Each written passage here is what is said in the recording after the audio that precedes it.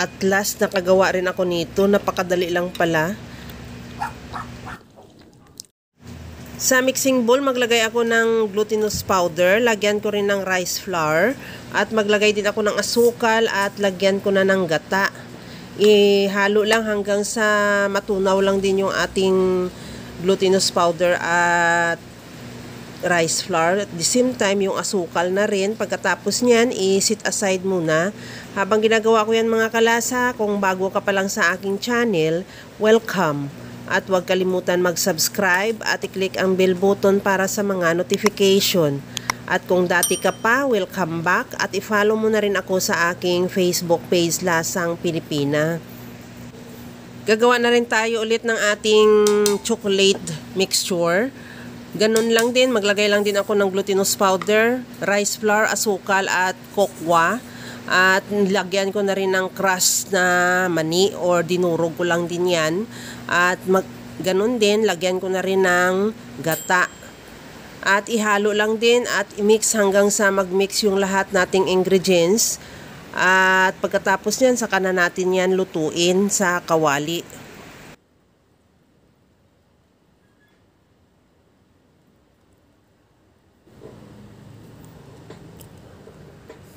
Unahin ko muna luto yung ating white mixture. Lutuin lang natin yan sa pinakamahinang apoy. Basta wag mo lang biglain para maluto lang natin kasi baka mamaya dumikit lang at masunog agad, hindi pa siya luto. Kagaya niyan sa nakikita mo sa video, unti-unti lang at ituloy lang ang paghalo. Pagkakaganito na medyo nagiging dough na siya, tanggalin muna natin yan sa kawali at ilagay sa bowl at i-set aside muna. At pagkatapos yan, isunod na rin natin lutuin yung ating chocolate mixture. The same process lang din, ihalo lang hanggang sa magiging dough.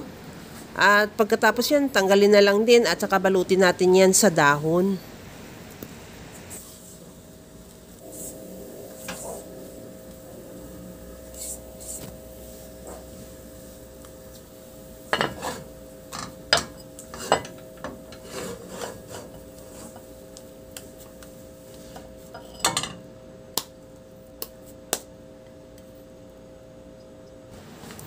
Mayroon na rin ako dito dahon na malinis na rin yan at inano ko na rin sa pinasadahan ko yan sa apoy. Mag-scoop lang tayo ng depende sa'yo. Ikaw na mag-choice kung ano kalaki ang gusto mo at iro-roll natin kagaya ng pahaba. Kagaya lang sa ginagawa ko rin. At pagkatapos yan, itabi muna natin yung chocolate na yon at ganun din, mag-roll din tayo ng white flavor. Ganun lang din siya, pahaba lang din ang ating pag-roll. At okay na rin yung ating white flavor. Itabi ko na rin. Kagaya lang sa nakikita mo sa video, ganyan lang ang paggawa. At saka i-roll natin para magdikit talaga. Depende sa'yo kung ano ang gusto mong design or pwede naman yung chocolate ilagay mo sa loob o kung yung puti, yung chocolate naman ang ilabas. Pero sa akin ganyang design lang ang ginawa ko, yung talagang parang pinaka-original na kulay ng ating maroon.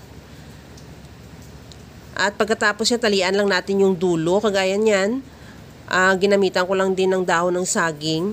At pagkatapos yan, ituloy na lang natin yan sa pag-roll o pagbalot yung lahat nating mixture hanggang sa maubos. At saka natin yan lutuin ulit sa steamer. Ito na yung nabalot ko. Nagawa ko yung ating mixture ng 11 piraso. At i-steam ko na yan. Dahil luto na rin din naman yung ating muron, pero i-steam natin yan ng siguro mga 15 minutes to 20 minutes lang. Madali lang. At pagkatapos yan natin na may steam, palamigin muna at saka natin din yan. Siyempre, ready to serve na. Kaya mga kalasa, kung nagustuhan mo yung ating video, please like na lang at pakishare na rin sa inyong mga friends. At kung bago ka pa lang sa aking channel, subscribe na at i-click mo na rin ang bell button para sa mga notification. Ito na yung ating muron. Tikman na natin dahil talagang napakadali niya lang gawin at sigurado magugustuhan mo. Tamang-tama lang yung mixture natin, yung asukal, hindi siya matamis sobra. Tama lang talaga. At Napakasarap niya imerienda at lalong-lalo na ipares sa kape at pwedeng-pwede mo rin tong inegosyo or pagkakakitaan. Kaya mga kalasa, alam ko kayang-kaya mo tong gawin dahil sa sobrang simple at napakadali niya lang lutuin. Kagaya lang lagi sa sinasabi ko na wala namang hindi marunong magluto basta sa simpleng paraan lang. Hanggang sa muli mga kalasa, thank you for watching. Bye-bye!